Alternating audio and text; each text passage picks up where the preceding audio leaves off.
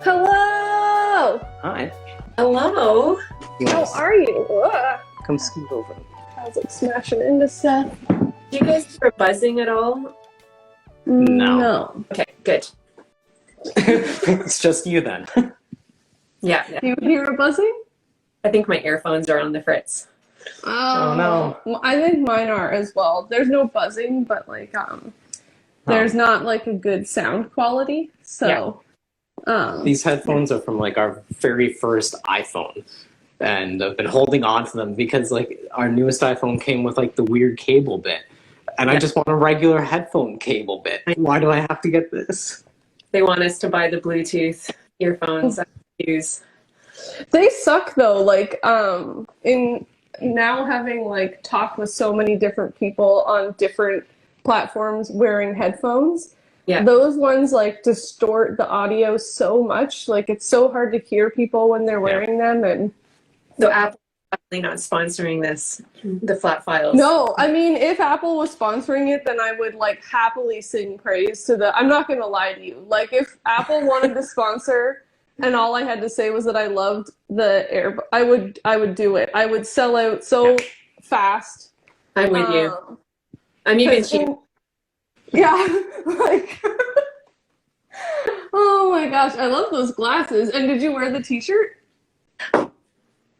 Yay! Yeah. There we go. It's so good. Sorry for that. Oh my gosh. It's so nice to see you.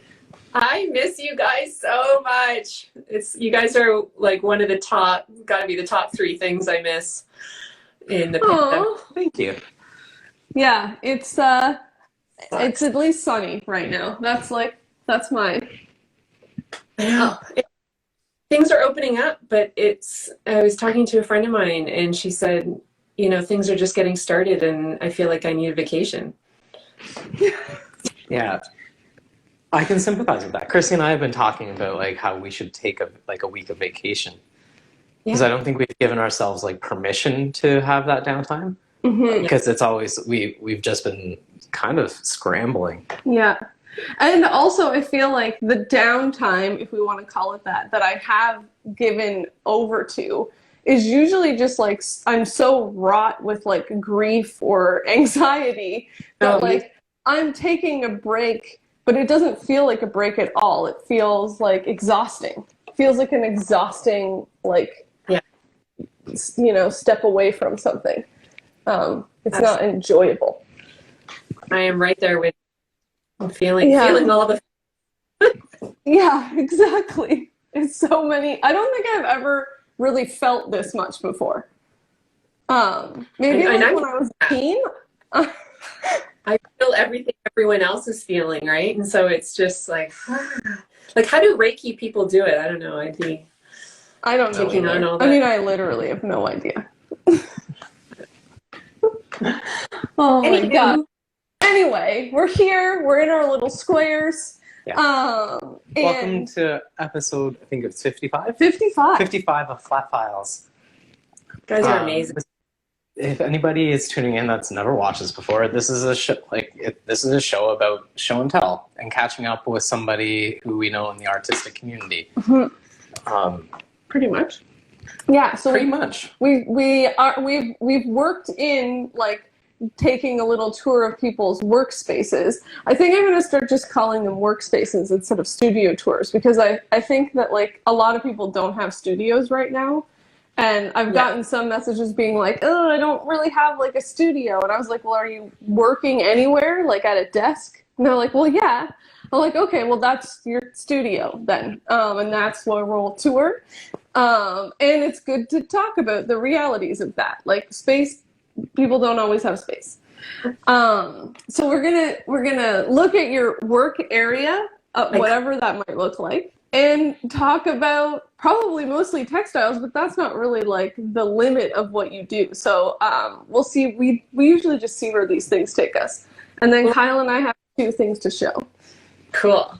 And I should say, if any quilters are joining, I'm still new to quilting, so I hope I don't come off as pretending I know everything about quilting because I really don't. and I'm very passionate about it and completely obsessed about it. But I hope I do it justice.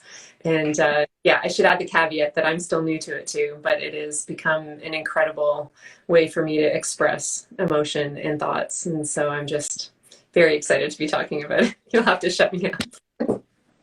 No, I'm excited too. I think that like it's good to like talk about something that you're excited about, even if you're not like whatever Not an expert really is. I don't know.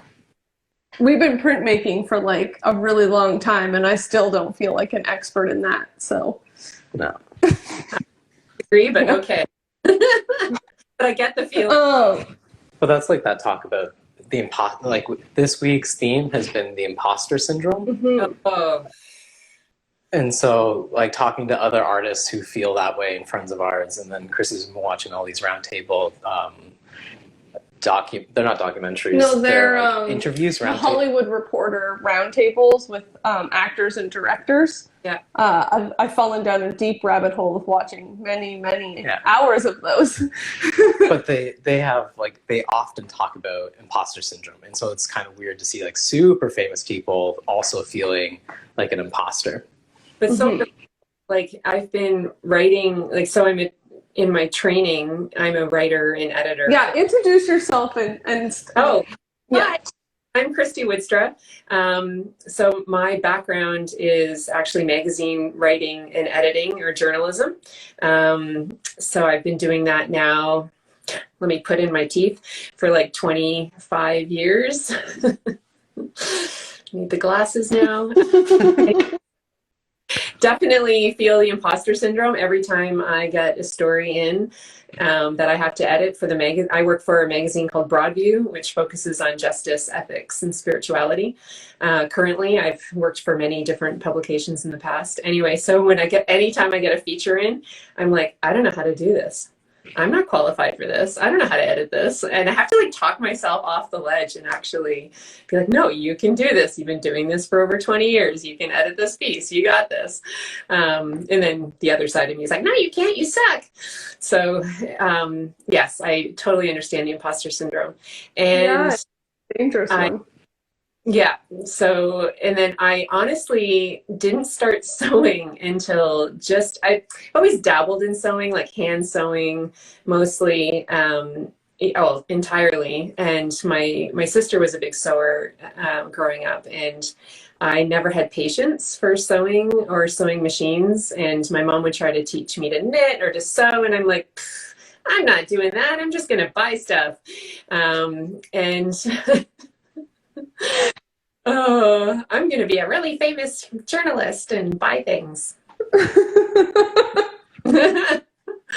Anyway, so I hit 45 and I figured, it's about time I learned to use a sewing machine. So just before the pandemic, I took a lesson and I did everything wrong. I made a pillowcase cover at a local sewing shop called Needlework. Big shout out to Needlework in Hamilton, which is an awesome fabric store.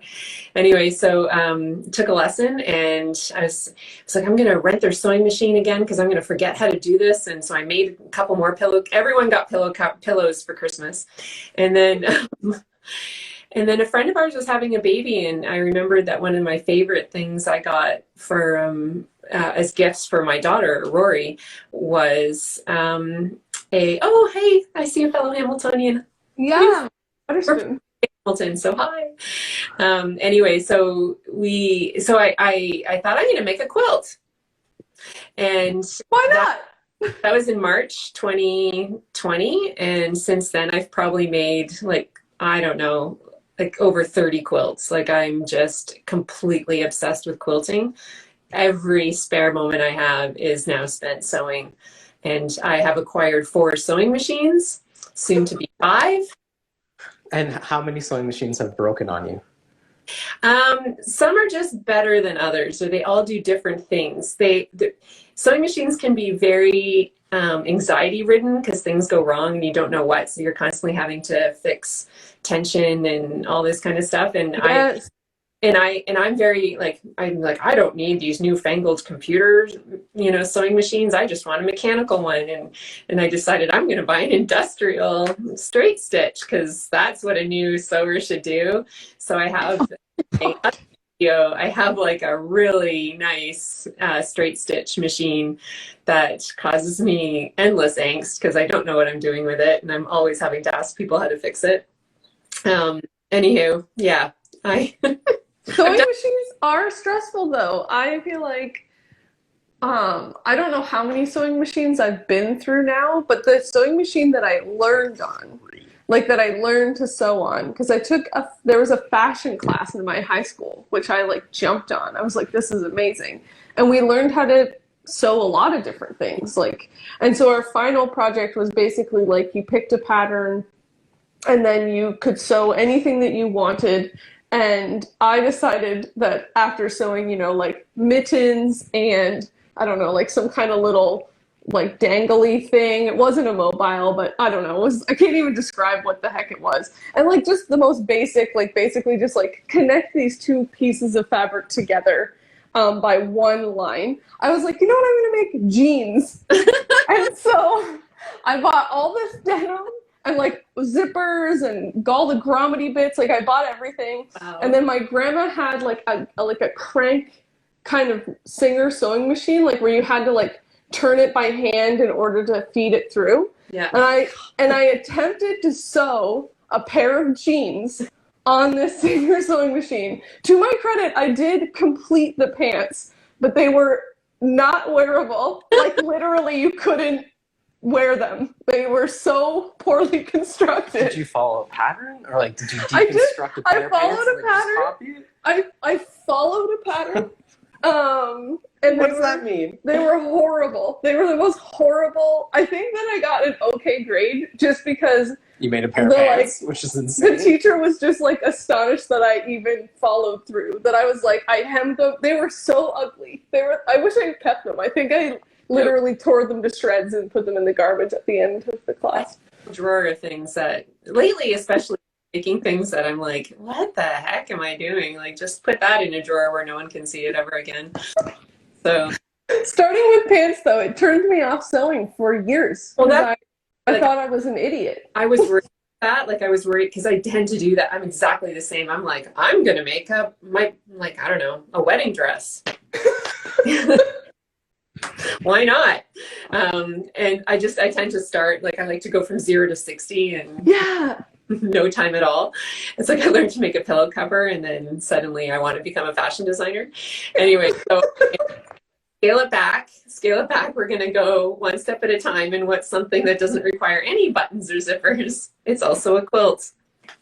Yes. That was another reason to start quilting, was because it didn't require a serger, or like, I don't even know how to use a serger, or how to put in buttonholes or zippers yet. I'm not at that stage. I'm not there yet. But one day I might get there. I'm still hand sewing and straight lines. That's it. Hand sewing I never got the flavor for. I really dislike it. I won't hand quilt. Like, I tried that and I was like, whoa, that's really slow. I have so much admiration. Like, if you see a quilt that is hand sewn, it's stunning and the detail is incredible, but I have no patience for that. There is no way. I barely have, like, the part that I like the least about quilting is the quilting, and it just takes forever. It's so slow. And that's even just putting it through the machine. It's repetitive and slow, and it's like, nah, not fun. So, like, so you've made, like, did you say 30 quilts?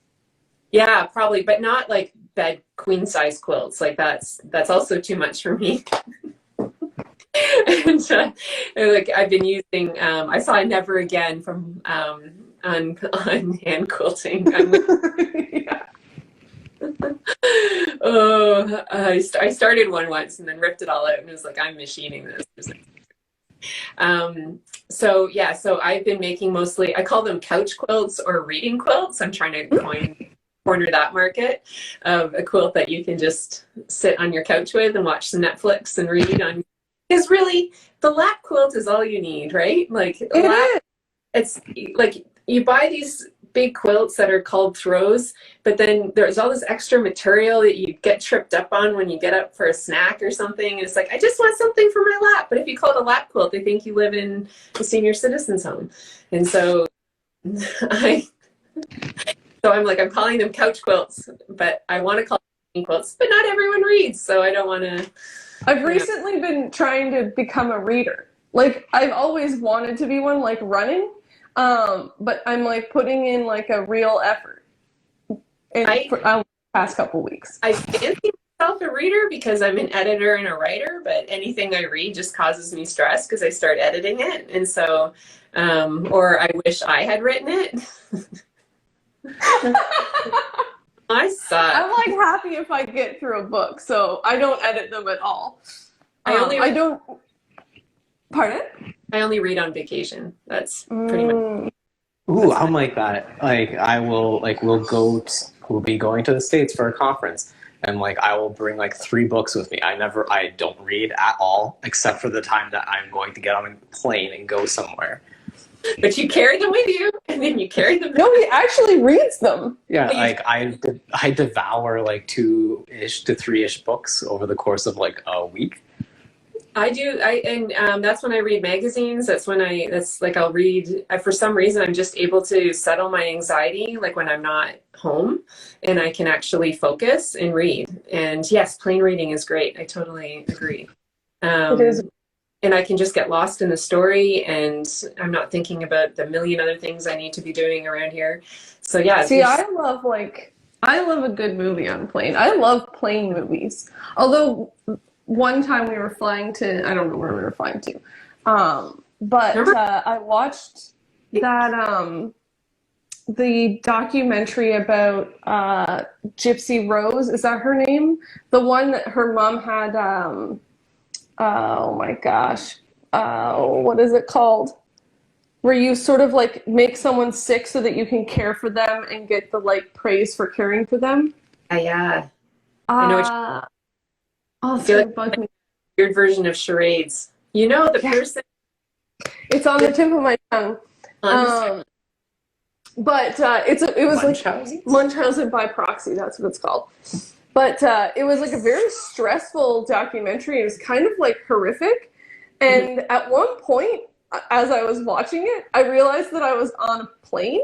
And I was like, why am I, like, people can see that this is the movie I picked. Like, what am I thinking? This is like I watched this in the privacy of my home, not publicly announcing that this is like something that I would be interested in watching. I finished it though. I was like, whatever, these people already know now the secret that this is the movie selection. I'm like, rom-com? Nah. Comedy? Nah. Super sad documentary about a horrible, like, true crime? No. Yeah, that's the one I picked. I don't want to be that's usually what I choose too. I can completely relate to that. It's halfway realize, oh, I'm not a serial killer. Yeah, no. I promise. Back to quilting. So yeah. When you started quilting, because I know, like, we've had enough residents here now who have like begun their adventures into quilting, sometimes while they're here. And there seems to be sort of like 2 angles that people take. Either they like are interested in just like creating like just something that's like expressive and beautiful, that's like bold and colorful, which feels more like what you're kind of doing, or they get like where it's about the math, because quilting can be so mathematical. A lot of math. It's a lot of math. If you're doing your own designs, yeah, it's a lot of math. And that's why I like to large scale, and because it's less math. And it's also, I love math. I really do. I was a math elite in elementary school. So in Barrie, Kyle. Oh, really? Yeah. Never forget our Barrie connection. And so I love math, but I also love the like big, bold statements and kind of that modern design element with lots of color. Like I usually only wear black, so the fact that I create things with a lot of color is sort of hilarious. But I'm obsessed with color and making sure the colors. Like the pandemic's been really hard because you can't go into a store and look at fabric. Like you have to shop. You know, I'm sure it's the same with painting too. And well, I guess you guys can mix your colors, but with the fabric, it's just so frustrating to try to, you know, you order a meter or yard of fabric and it's like, this isn't the right green. So you start all over again. It's really frustrating. So it's kind of both for me, math and the big expressive thing. It depends what mood I'm in. Like I'm constantly designing, like I stopped making patterns. Like I probably, my first like 4 or 5 quilts were patterns. And then I started hacking them and started kind of just doing my own thing. And I don't like reading instructions. So I'm like, I just want to create my own stuff. And so sometimes I'll find a free online pattern to figure out how to do something that in particular I want to do. Because there's all these different techniques. Like that's the thing. Yeah. No end to what you can do. And so I'll find out about a technique like, reverse applique, where you create like it's basically like cutting out a shape and then sewing the fabric on the back. But then you've got to fold it. Like you got to fold the cutout so then you don't have a raw edge, and then so it's like you cut a hole in the fabric, that's your background, and then you put a fabric, like a piece of fabric behind it, and then you sew around that to secure it in, and then you can use bias tape. They call it bias tape applique, where you can basically draw on fabric with bias tape, and then you sew down the bias tape, which is super cool. And it can add another layer to your, because that's the thing with quilting, is it's many layers, right? So you can just add a lot of depth to what you're trying to create. Like something can completely change as soon as you start quilting it. You know, like you think you have this, you know, this really nice, image, and then you add the quilt lines to it. And sometimes you're like, I don't know if I like that as much now. But other times it's like, whoa, that just added a whole 3-dimensional texture to it that I hadn't even thought of. And you can add more meaning too, like depending on your quilt pattern or your quilting design. For me, I didn't even think about that part. Like the line work that's going over top of the fabric. Yeah.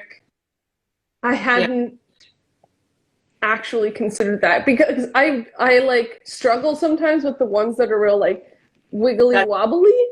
And and I've never thought about like that's why I don't love those quilts, is the wiggly wobbly lines that are stitched on. It's not the interesting. Yeah, I hadn't thought. I respect it. It's just not for me. Like it's that's a whole other thing. And there are long armers, as they're called, who have these gigantic, like $20,000 machines that do those patterns and designs. And that is a craft, like, or an art. Like it's incredible what they can do. Like they're all computerized, and, but they have to guide their sewing machine over the rack. Like I haven't seen one done in person, but it's so intimidating to me. Like there's no way I could do that. And then there's also, a type of quilting where you take the foot off your machine and you can freehand it, and so you can do the squiggles and the like all kinds of shapes and stuff like that. But I've tried that and it just doesn't work for me, and so I like straight lines, and I like creating grids sometimes or patterns, but again, my machines have been causing me angst lately, and so I'm petrified of creating ripples or having a shape stretch, like because my stuff is so grid-like and straight or very circular, like it's that kind of mod look to it, and so it's got to be really precise. And so if your foot pressure is too tight and your material starts moving, all of a sudden I went from having a nice straight rectangle to like this wobbledy, Oh, that's what causes that? Which gives me a heart attack. It's like now I got to rip the line out and start all over again, and yeah. So I use what some people, I use a even feed foot or a walking foot, which has, so on your machine, you have, I'm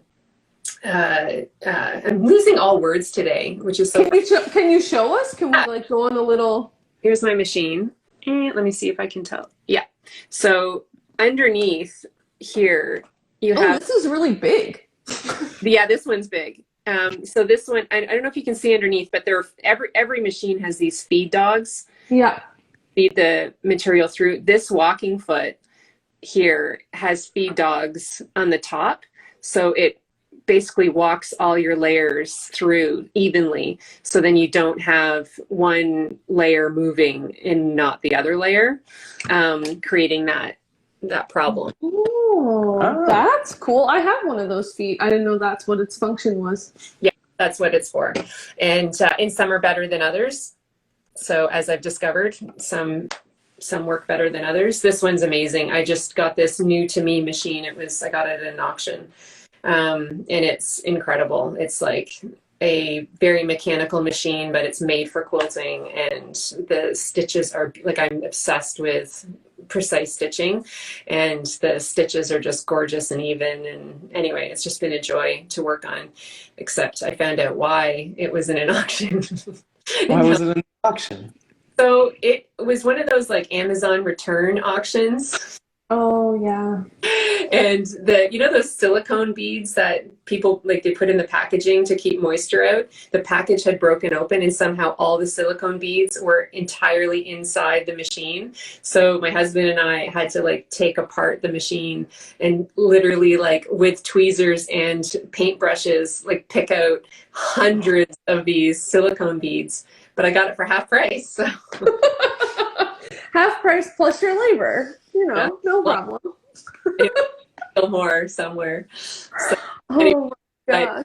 gorgeous machine. I just got it, so I'm very excited about it. But yeah, so that can totally change your quality of quilting. I know everyone says like, oh, the machine you use shouldn't make a difference. Like, you can, and I'm like, yeah, it really does make a difference.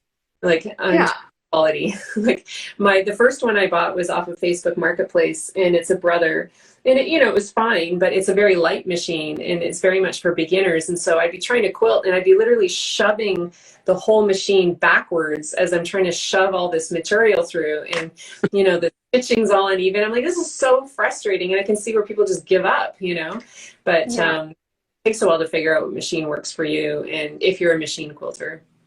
And if you do that, if you do hand quilting, totally. Bless you. Can we like take a little tour of the studio and see some of the like projects that you have? Sure. Yeah. Because you also make little creatures. Yeah. What do you call them? I feel like there is a name for them. They're called grumpy faces. They're not actually grumpy. That's just their resting face. Nice. Over Christmas, and I after Christmas there's nothing to do, and so I started hand stitching these felt and designing and hand stitching these felt animals, and my husband Todd looked at them. He's like, those will sell. And I was like, really? And I went into my studio at the cotton factory. Hi, Evelyn. She's like, grumpy faces. Anyway, so I started designing these things, and I took them into the cotton factory I work in. 2 artists I work with were like, can we buy those? And I was like, really? Okay, sure. And I made almost 200 of them and sold them in 3 months. And it's totally slowed down now. Like, I'm not really making them much anymore. I only have one here. I'll show you in just a sec. They're pretty cute. Here it is. Oh, they're much bigger than I imagined.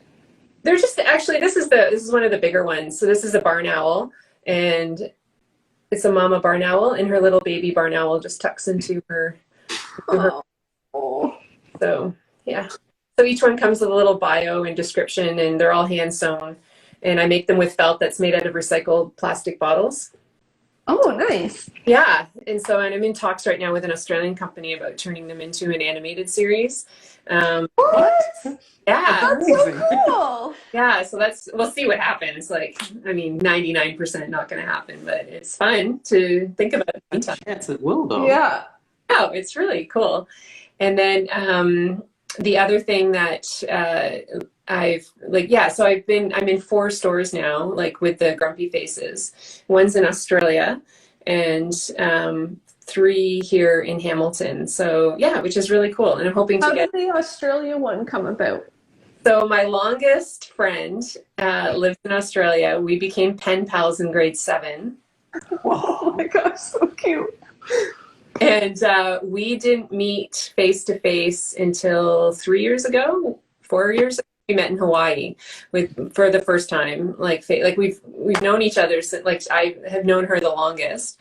Anyway, so a friend of hers has a baby shop in Queensland, in a little town called Townsville. Anyway, and so she's like, I want to carry these grumpy faces. And I'm like, they're going international. Awesome. I still have no idea what the taxes are involved in that. I'll talk later, but That's a future problem. a problem for future me. Yeah. Yeah. Your next time I'll be like, why did I do this?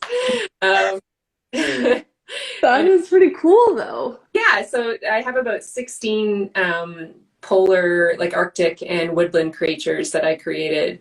And yeah, we'll see what happens. And then the Australian company that's interested in turning them into an animated series and books came through because my husband posted, he's a filmmaker, posted about it. And this guy was a friend of his, and he's like, oh, like, these are really cool. I want to franchise these, or whatever they call it. And I was like, really? Okay. So anyway, so they're actually talking to Canadian animation studios. So got staff here in Canada and in Australia, which is cool. That is cool. Oh, that would be so exciting. So yeah, so I've kind of got like really weird things, like very somewhat connected but not connected, all going on. Anyway, I don't know. Somehow they're connected. Well, I mean, they're all connected vis-a-vis you. That's right. Yeah. Yeah. And Well, then these make money, like, or they sell, right? Whereas Yeah. quilting is a bit more like it's harder price point. Not that, I mean, everyone keeps telling me I need to be charging more, but I'm like, well, you can't charge the time that you put into them, so there's just no way people will pay for that. you should put like what the time cost would be, and then like the reduced rate to what you think people will pay, so they can see the value that you're like, something in the $10 you get for it. yeah, the like blood, sweat, and tears amount, and then the like marketplace value. What the market will pay. Yeah. The market will bear this, but this is actually what it costs. I know. It's kind of, I just cry with every post. Morgan, this is why I don't knit my own things, because one time I priced out how much it would cost for me to like learn how to knit a sweater, but like a sweater that I would want to wear, not just out of like shitty yarn. And then I was like, I'll just buy a sweater, I guess, because I can't. I don't sell my knitting. Smart. Yeah. Well, that's why quilting it was just gifts. I just gave them away to friends and family, and because then also I didn't have to worry about how they turned out, or if I made a ton of mistakes. It's like, you have to like it because It's a gift. Oh my god. they're paying for it. It's a whole new stress level, right? So like, oh, now it's got to be perfect. And I've made mistakes, and yeah. Anyway, so this piece that's hanging, that's one piece that I did. I don't know. It's so there we go. So it's actually 3 different quilts, and it's my symbolism of parenting teenagers. And so this might all fall apart because I didn't hang it very well, but it's they're all interconnected, if you can see, like it's all reflected, like it's all supposed to be reflective of each piece. And so the symbolism is just that as you're parenting teenagers, they kind of move further and further away from you and want less and less time with you. But I've come to realize that no matter how far away they go, they're still, like, you're still a part of them and they're a part of you. And that'll be for basically. And so what I didn't realize though at the time when I was making it was like the fabrics I chose were cotton on one, like the darker fabric is a cotton, the one on the right is a linen, and the one in the middle is a cotton linen blend. And so it's like they're all morphing together. And then also each one I quilted differently, like just different widths to kind of symbolize individualism of, you know, the parents and kids. And it's kind of like family too, right? We're just this hodgepodge, totally connected at our cores and have left impressions on one another, no matter how far away we get away from each other physically, sometimes emotionally. But anyway, so yeah, so that was my symbolism of parenting. I love that. I also like the way you have it hung at like different heights and then the overlapping. It's really lovely too. Thank you. Yeah. And then here, let me just grab some more quilts. I like how organized this shelf is in the background.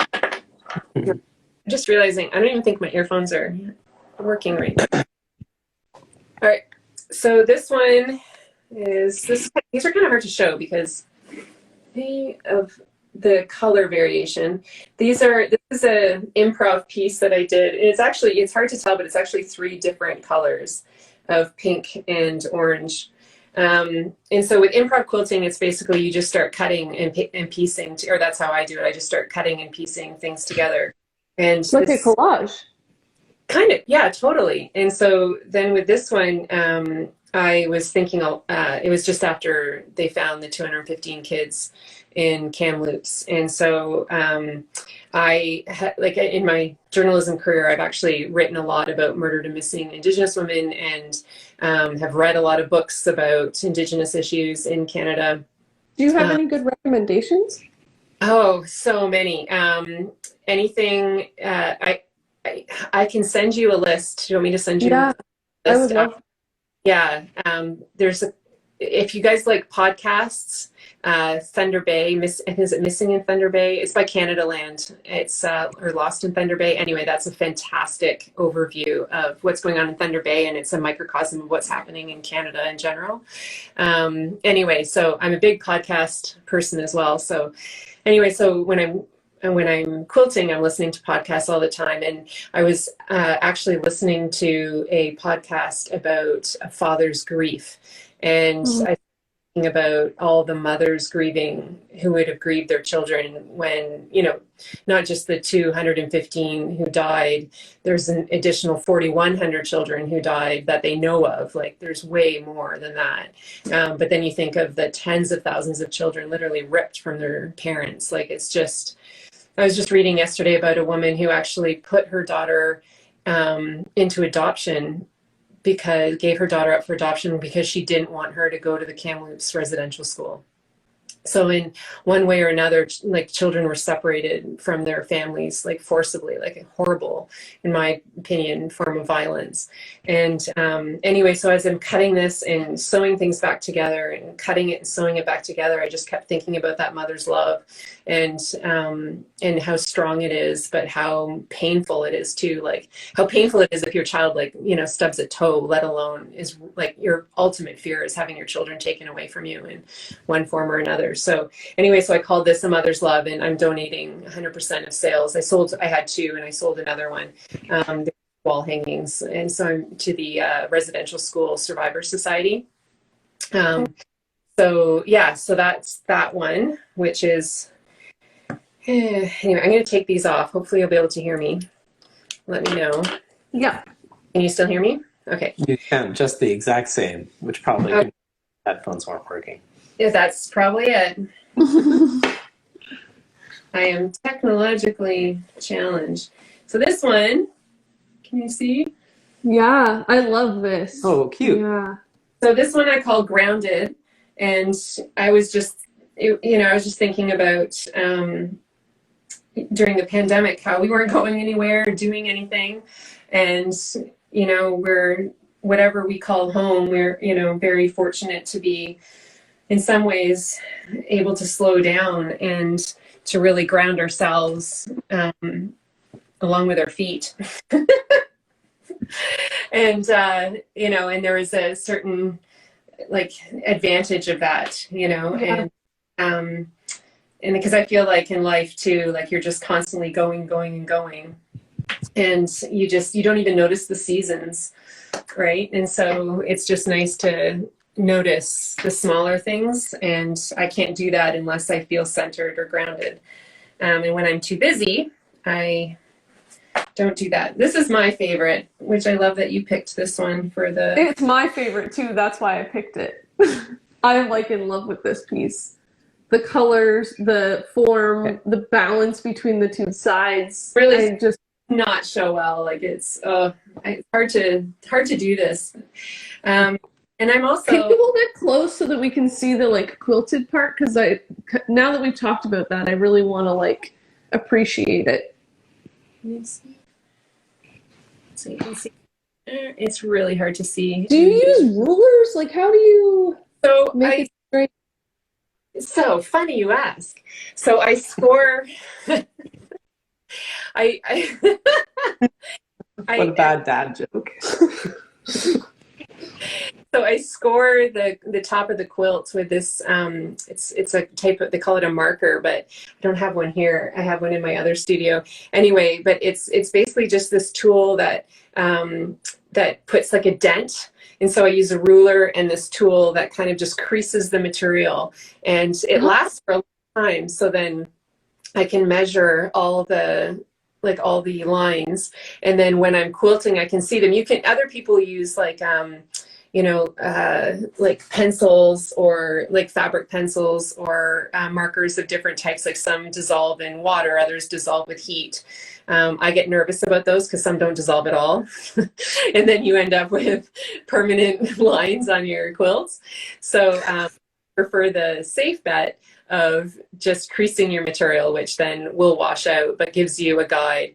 And then a lot of these walking feet too will have guides on them that like a little arm on the side, and then it'll you can put it on the previous line as you're quilting the new line, and so then you use the previous line as your straight line guide. So I tend to do both. I have the guide and the crease just to be safe. Because that's definitely a place that I have not gone right on quilting. I'm learning now that like I don't love math, so that's a problem. And the quilts that I have tried, I didn't give myself any guides. I just was like, you know what straight looks like. No, it's not. No, man. I do not. It's such a optical illusion. Like I'll be quilting along, and I have the guide and the line, and I'm like, this doesn't look straight to me, and like I need to readjust this, and then I stop myself and be like, no, that's just the fabric in the background is moving, or somehow misshapen. It's totally an optical illusion. Like stick to the guide. And if I did that, and if you start going like just like a millimeter on each line, suddenly you're going to have these swooping, like Atari kind of symbols. Like you're fun in a different way. Yeah. The Atari would be cool, an Atari symbol. But yeah, there's whole there's patterns with straight line quilting. Like you can do all these cool grids and in like starbursts and like all these different modern shapes and stuff like that. I'm still learning all that, and now I have this machine that'll hopefully be better for quilting. I can start experimenting a bit more. Again, it takes a lot more time, so it's probably more dependent on my patience level. So this quilt is symbolic of perspective and how we can all look at the same thing and have completely different perspective on it or read it differently. Like, you know, because you tend to, your own like you bring your own perspective to whatever you're interpreting, right? And so like if I walk into a room, like how one person sees me versus how I see myself, or someone else you know, sees me, is going to be completely different. I'm always fascinated by that, because I think everyone thinks just like me, and you realize, oh no, you don't, like, and because you're bringing your history and your experiences and your beliefs into that. And so I find that really interesting. Anyway, and this My friend Kush and I did a piece where we took like little symbols from like the narratives that we had like uncovered about a history of like a historical property in the county, and we like made these little like images, so woodcuts based on these stories, so like little isolated moments. And then we cut them all apart and pasted them together in these little pop-ups. So you would rip off a piece of wallpaper on this wall, and a pop-up would expose itself that had like different bits and bobs of the history of this place put together in a completely arbitrary relationship. And then we, as people came into the space and played with these pop-ups, we asked them, like, what do you know, if you found these things in the wall, like, what kind of story do you think it tells about the people that lived here? And it was so fascinating, like, listening to people's relationships to images of objects that they, you know, don't own or never have owned, and the stories that they would make up by, like, the relationships that were happening between the two things being found together. And yeah, like nobody's relationships to things were the same as the person before or after them. That is so cool. I actually have a collage of wallpaper that I ripped out of this house. Yeah, I mean, they're so fun. They tell stories. Like it was the history of this home and the lives who lived here, and you know, the people who picked that out. I never thought even of like what was and when we did rip it off, we did find some cool things, like you know, they had written their names on the walls and the, you know, the dates and stuff like that, which was so neat. And yeah. Oh no, that was in another place. We found like the height, like people's heights, the kids' height, that so much. I love stuff like that. When we started renovating this house, we found like old, like we pulled up the floorboards, so in between like the first and second floor, we found like old shoes and like some like school math homework. I'll go get them. They're really old. They're super weird and super old. That's so. Yeah. But like it was like really strange, because I didn't understand why the shoes were in the wall. With a horseshoe. With a horseshoe, Chrissy says? Yeah. Huh. So like I think. Where are you guys sitting now? We're in one of the resident bedrooms. Oh, cool. We decided when COVID hit that we would just turn this into our recording studio. And so it's been lovely having a place to just have things set up. But yeah, these shoes. You want me to show another quilt? Oh, she's got the shoes? What? Are you kidding me? That is so. In the Victorian era, they would do stuff like this so that they would catch any like evil. They're super dusty because they were sitting by the fireplace. But that's amazing. I can't. Amazing. From like whatever reason, I guess it was like associated with like spirits and stuff. Yeah, well, it was like a sort of just like a. That's it was incredible. Like to create like a good and like happy home, because they would collect any bad energy or bad spirits.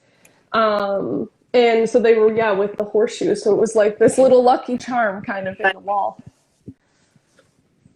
I think you could do like a whole, I don't know, exhibit of things found in homes, and, you know, like behind the floorboards and behind the walls and the, you know, in the garden. Like I was just hearing about these guys who go around and knock on people's doors of houses that used to have latrines, like in the backyard. And then after people started having indoor plumbing, the homeowners would use the latrines as just a garbage dump, like a place to put their garbage. So this guy goes around and digs them up to find these cool artifacts of what people would throw out, you know, and so they find these. Yeah. Isn't that cool? That is cool. I had no idea. That's a weird profession. Yeah. I think it's a hobby. Yeah. I mean, unless they find really good stuff that they then sell and like make it earning on. Yeah.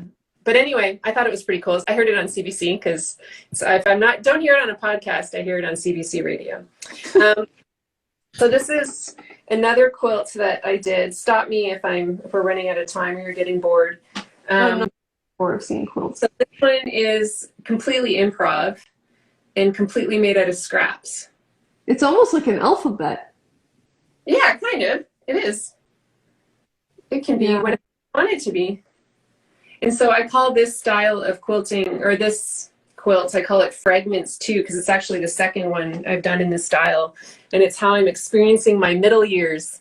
And I say that I'm constantly basically taking fragments and pieces of memories and experiences and trying to piece them together to create meaning for myself now. Oh, thank you. Someone just said that's her favorite.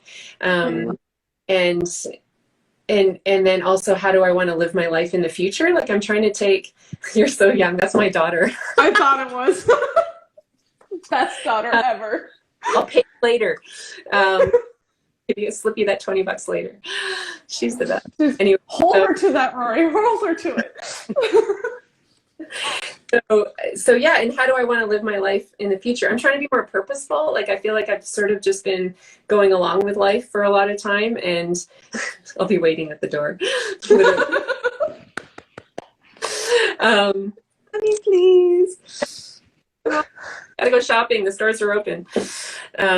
Anyway, so I'm trying to be more purposeful in how I want to live my life in the future and take, not control, because I feel like you got to take opportunity when it strikes, but or do interesting things when the opportunity strikes. But at the same time, I really do want to try to be more purposeful in how I'm living the next half of my life. And so yeah, so that's the improv quilt, and literally completely out of scraps, like even the off-white that, you know. Can you talk about like how it's built? Like, so the areas where there's like a collection of color. Yeah. Do you like make that and then sew that all together? And then I don't think I know how quilts are made. Walk us through the process of how it comes together.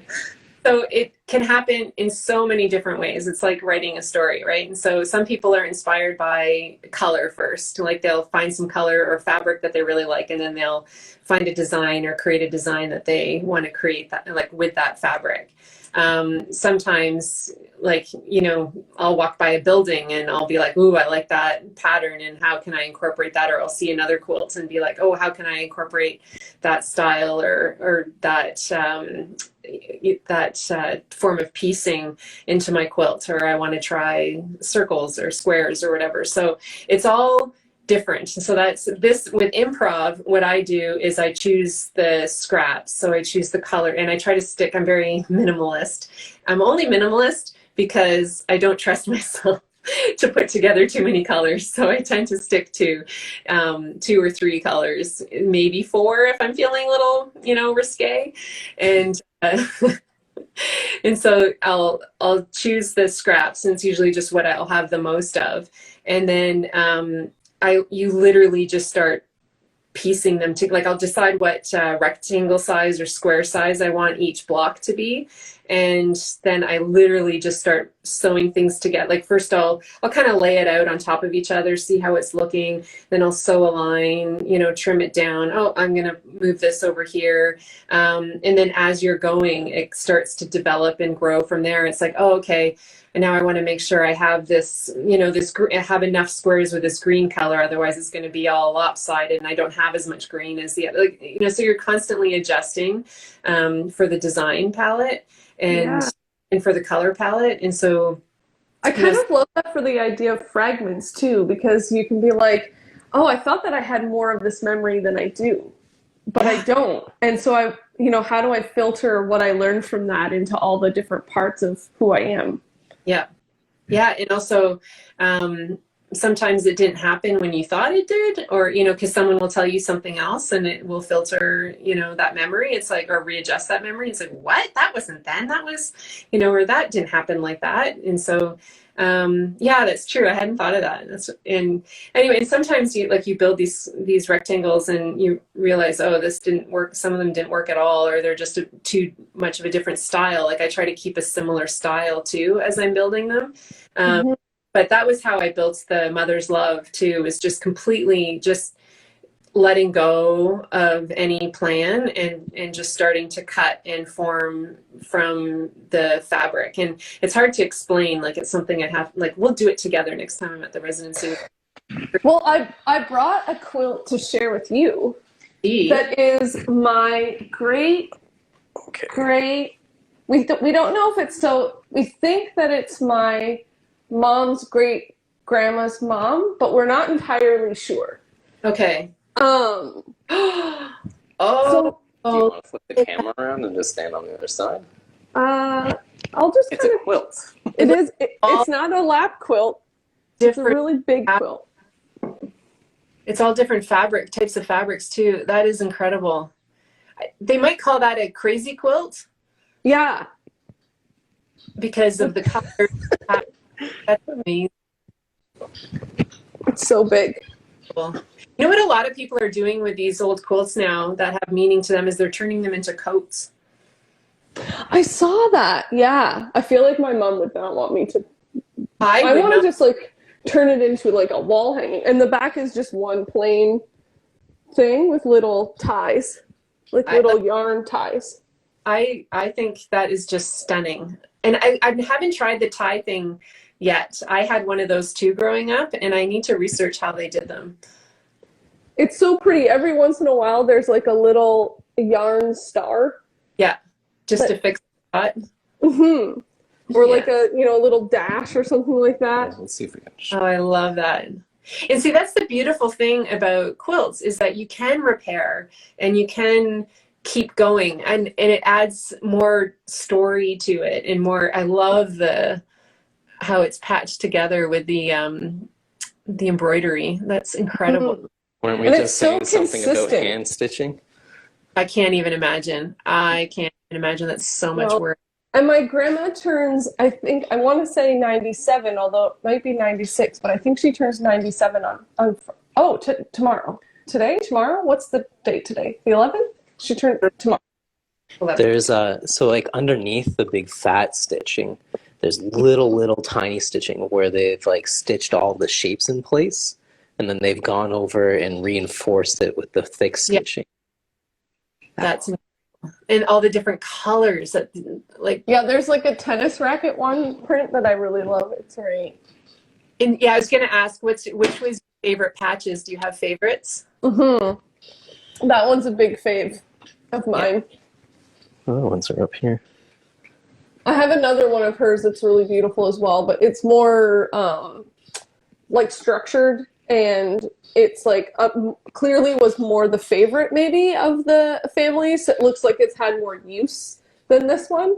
So that I was scared to like bring it down because it has a lot of like sort of where the fabric is starting to, I don't know if it's disintegrating or what's happening to it, but I was worried that I would like snag it and then end up tearing it accidentally. This one is my favorite. I like the lack of structure. So much story and memory and that's what I love about quilts, because they're practical, but it's whether you call it a craft or an art or whatever, it's a way of expressing your creativity or your style, and that will live on for generations. Like it's an heirloom, right? And you just continue to pass it on, and everyone has a memory or a favorite patch. Like probably there's one like you like to rub because it's soft, or you look at and you remember what piece of clothing or something it came from. Like often these were made from scraps of clothes or because you didn't waste back then, right? And so you just made something. I love making something out of nothing. That's my favorite thing. It's so great. I love it. I love it so much. But yeah, so that's my quilting story, which is, I know we're running out of time. But I feel like it's just beginning, really. Like I feel like I'm just getting started with this whole thing. And That's such a fun feeling. yeah, it really, like, even it's gotten me through the pandemic, that's for sure. You know, when I was in, like, waking up at like 4 a.m. thinking it was the end of the world in the beginning of the pandemic, or, you know, wondering how we're going to stay safe. And I just started quilting, and I would just quilt for hours before work even, and then after work I'd quilt, and weekends I'd quilt, and it's just something I can get lost in and listen to my other obsession of podcasts or radio, and you know, it's unbelievable. Like, the thing I never thought I would have patience for was sewing, and now I'm doing that every spare moment I have. It's incredible. That's so nice and so great that you had that to fall into and explore and learn about, you know, the craft of it, but also about like that like solitude time to like kind of work through things and think about what's happening, and not just like in your own world, but the piece, you know, about the residential schools, like where you're reflecting on what's happening right now and how you can work through what that means in a way that's like tangible and real, and that can be sold and give back to the community that's struggling and looking for help and resources. Like, I think that's, yeah. Well, it's like, I like, because before I would process a lot of things through writing, you know, and writing stories and learning about things. And this is just a whole different way of doing it. And it feels much more, it's like, when I think about writing a story, it's like, oh, you know, I got to talk to 30 people, got to transcribe all those, you know, and I think it's maybe more because of my ignorance. It's like, I'll start a quilt and I really don't know how much work it's going to be, and so I'm still enthusiastic about it. Or, you know what I mean? So it doesn't feel like how do I, like, I got to go through all those steps. It's like, no, I get to go through all those steps. It's great. Yeah. Writing has kind of become one of those things where it's like, I need to I put it aside basically for definitely during the pandemic. I haven't been writing much at all. So it's tapping into that side of my brain of processing, but then creatively, but then like quilting is, but it doesn't feel as like work, like writing does some days. So did you want me to show you the art that I picked of a few? So the first one you guys will recognize because she was on Flat Files just a couple weeks ago. You'll recognize the style. Oh, yeah. Kendra's work. Yeah. Yeah, isn't that beautiful? Oh my gosh. So this was a piece I commissioned from her. So Kendra found you guys because she had done her residency and posted about it on social, and I was like, what is this? Is this something I could do? Because I know Kendra's parents, and so that's how I know Kendra, and then that's how I found you guys. And I commissioned this for my husband as a gift to symbolize our relationship, which is a whole story unto itself. Started in Latin club in grade 11. Latin club. Took us 20 years to figure things out. So that is a piece by her. Oh, that's a wonderful piece. And it's kind of like the first piece of art I feel like I really bought. So that was really cool. I love that you commissioned it too. I'm just trying to see if that's a lie. I don't feel like I've ever commissioned anything. You've never commissioned anything, but you've had people gift you things that would feel like a commission. Mm-hmm. Yeah, that's true. That is true. It's probably like a horrible thing for an artist to be said, can you do this? And it's like, no, I just want to do what I want to do. I don't want to do it. So it was an okay commission for her. I'm sure. I basically told her our story, and I was like, do whatever you want. So it did. And this is a photograph from a friend of mine, Sean Weinstein. I don't know if you can see it in whole. And this is, so Sean is a filmmaker and photographer.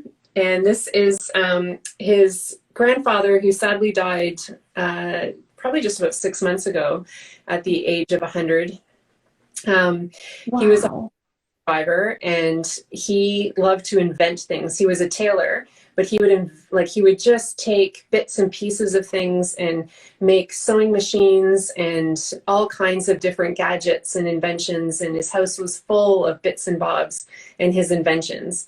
And so Sean, about not 5 years ago, maybe 3 or 4 years ago, he did this whole exhibit of his inventions, and then had his grandfather write down a little bit, like little sayings that, you know, he had, and he transposed them onto the photos. And so this one is, if figure out I can do something, I can make. It's not complicated, I make it.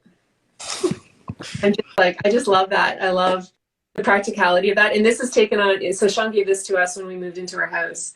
And, you know, and his grandfather, like we were, when his grandfather went into palliative care, like Sean asked us to write letters to him, or no, sorry, he had cancer. And then this was like just as the pandemic was started, he was diagnosed with cancer. And so he's like, if anyone can write a letter, like he's feeling quite alone and isolated, and it's hard for him to hear on the phone. So we were all writing letters and postcards to his grandfather, because we'd all met him at the exhibit. And like, he just couldn't believe that people cared about the things that he was just like, well, why do people want to see this? You know? Anyway, it was just wonderful. And he's a wonderful man, and so inspiring to so many of us. And so we were all writing letters to him. And yeah, so this piece has taken a whole new meaning to me just as I started sewing, and obviously since he passed away. And I just love that Sean gave this to us from his exhibit. It was just incredible. That's so nice. I love that, like, he reached out and asked people to write letters too. That's just a really meaningful thing to do. Well, Sean's just the best. He's a film director, but he does a lot of commercials and music videos as well. He's just so talented. Like, his stuff is so whimsical and rich in meaning, and you know, he can take like cardboard and create the most incredible music video. Like, he's so talented. It's much like his grandfather that way. And then I have a larger piece here. I don't know if you can see this. Oh, what is that done with? You know what? I don't know how it's done. It's all textured. And I remember, so it's by Lesley Cordero, who is an incredible artist who works beside me in the cotton factory.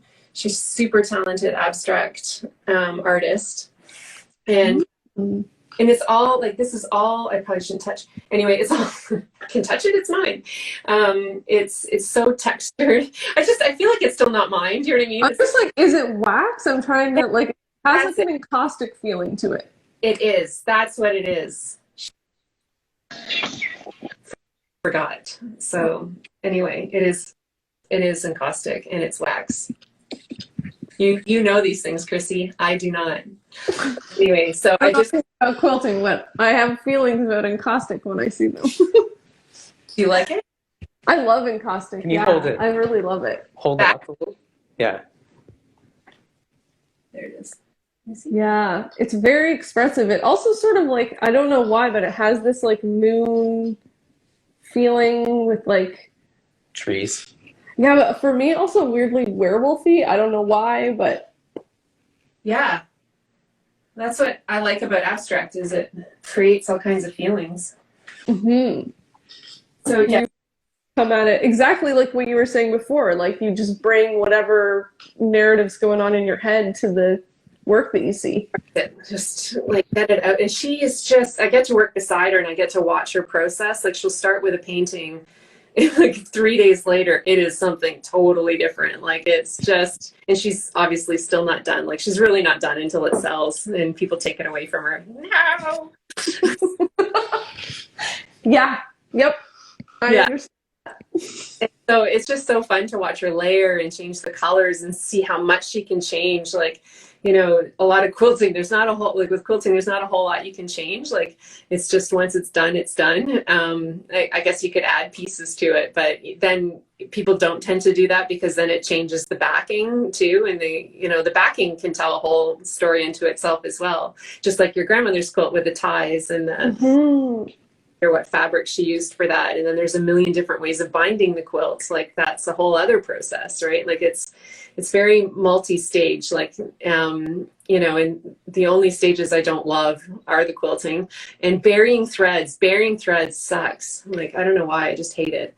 So then the quilt tag, like the quilt tag is its own story as well, like how the quilter signs it, you know, like where they put their... Oh, what's your process for that? So I'm cheap and I, because I'm done. So I am, yeah, so I didn't really know if people would ever want to buy these quilts or whatever. So I didn't want to order a bunch of tags, and I kind of like the personal tags, like the handwritten ones, but writing on fabric is really hard. So I actually ordered stamps, as you guys discovered, I'm sure, when you did your love letter. Oh my gosh, that was torture. Yes. Anyway, so I have these stamps, and then I use archival ink. And so I just stamp the Gezellig quilts, because that's what I call my company.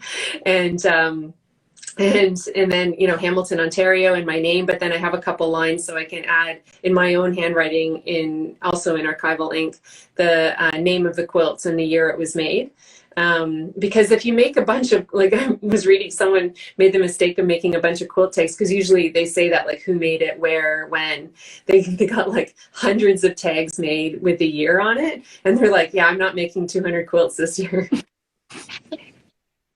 Yeah, that's an ambitious goal. So yeah, so I learned that not to do that, and yeah, and I just stamp that on, and then there's a fusible web that you can use that you iron onto the fabric, and then you can iron it onto the quilt, and so it fuses the fabrics together, because when you add the quilt label last, and because it has a raw edge, like I worry about it fraying, and if you use the web, then it won't completely, you'll get a bit of fraying, but it won't fray entirely. And so then it just, yeah, but then I hand stitch it around I love those little touches of hand stitching here and there, if you can. I mean, it's not the best hand stitching, but it's hand stitched. So here it is. So this one I haven't written on yet, because sometimes I leave them blank too. Like I like to leave them blank. So. Oh, that's lovely. So then if people want to leave a personal message for their, like for whom they're giving it to, whomever they're giving it to. So if, you know, say they're giving it to like a grandchild or their kid or whatever, they can say, like, you know, to so-and-so from grandma or whatever. And then they can add their own personal touch. That's so nice. Yeah. I love that. That's cool. We have one other share that we'll share before we sign off. So we were thinking about, like, yeah, kind of what you're saying, this idea of quilts and the stories, and like carrying stories like through objects, which is, I feel like, a recurring theme that we talk about a lot. So this is like a poster, actually. This was like to be put up. We kept one of them because we loved it. And this is by Sarah. I'm sorry, Sarah, that if I say your last name wrong, but I think it's Senekovic. And Sarah is on the East Coast, but she's from BC. And her work is quite different now. She's doing a lot of ceramics, which are beautiful. Like, I was scrolling through her Instagram today and wanting everything. And talking to Kyle about clearing out our cupboards just so that I can justify having some of Sarah's pieces. But when Sarah was here, she was collecting stories about historical properties in Prince Edward County, and then creating prints and woodcut about those places and about the stories. So this was the poster that she had put up around the area to encourage people to connect with her while she was here. So it's the What Was Here project. And then the like little narration on the bottom says, so the What Was Here project is interested in the personal stories about the architecture and landscape of Prince Edward County. Participation is easy. Just send stories, pictures, and questions to What Was Here. It's all going back to the shoes in your grandma's quilt, and yeah, I just love it so much. It's all tied together. Exactly. But yeah, the drawing style, oh, so good. And the ceramic work has a similar like line quality. There's a lot of like illustration on the ceramic pieces, and the line quality that you can see here in this piece carries forward into the ceramic. So if you like what's happening here, I would highly suggest heading over. I'll be sure to share. Please do. Yeah. But yeah, so that was the great grandma's quilt, and then this piece were our shares for this week. Those are the best shares. I love it so much. Well, thank you, and your shares were also beautiful. Mm-hmm. Oh, thank you. It was so hard to choose. I was like there's so many photographs I wanted to pick and all other things. Anyway, but I was like, I'm sticking to the rules. Not everybody does that. We're pretty super flexible. Whatever works. This was so wonderful. It was so great to see you and catch up and get to hear about like this like path into quilting. When I saw you doing that, I was like, okay, I wasn't expecting this. Me neither. Who knew? And I will tell you one day about my first quilt, which I made, probably a couple years ago for a friend, that I really need to make her another quilt now to apologize for that quilt. The apology quilts. Oh my gosh. Oh, someone just.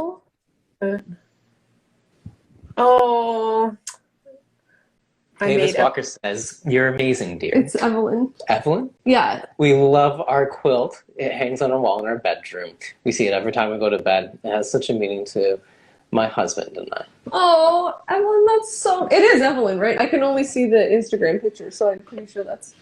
Yeah, oh, it's so sweet. Yeah, she asked me to make a quilt. It's a quilt I made called Deconstructed after George Floyd's death. And anyway, so she asked for me to make that for her, and she hung it on in her bedroom, and it just means so much to me, like seeing... I still can't believe anyone likes anything I make, and then seeing my piece in their home, it's like, anyway, just incredible. That's so lovely. Yes, I mean, we shared one of Evelyn's pieces. Was it recently? Recently. Yeah.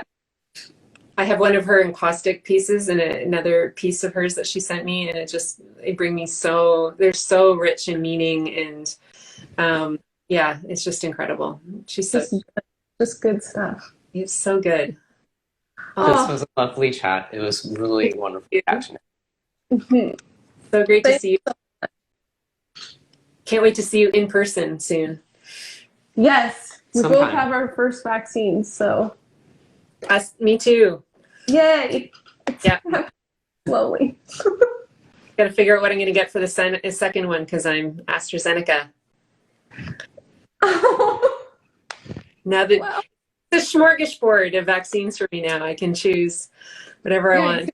Whatever interests you, I guess. I don't know. I don't understand it, but whatever. I'm just so thankful to be vaccinated. Like, it's just, and both our kids are too, so that's great. We'll all be vaccinated. So yeah, we're very, very fortunate. I'm ready to go back to normal. Well, I'm ready to go back to whatever new normal will be.